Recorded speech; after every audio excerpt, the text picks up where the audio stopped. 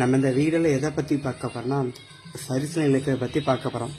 சரிசனம் இழுக்கிற போது சேவில் இந்த மாதிரி இன்சுலேட்டை கண்டிப்பாக போடணுங்க. இந்த இன்சுலேட்டை எதுக்குன்னா மழை பெய்யும் போது போர்ஸில் கட்டப்படும் சேவில் எந்தவித கரண்டும் வராமல் இது தடுக்குது.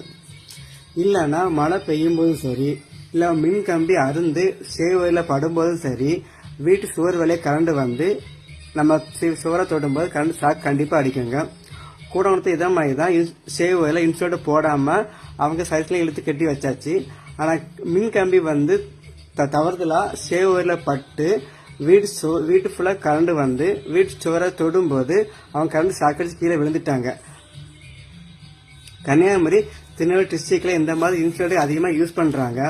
ஆனால் நான் பார்த்த வர சேலம், சென்னையெல்லாம் போயிட்டு வந்துருக்கேங்க. அங்கெல்லாம் இந்த மாதிரி இன்சுலேட்டர் வந்து யாருமே யூஸ் பண்ணவே இல்லை. அது கூட பரவாயில்லங்க.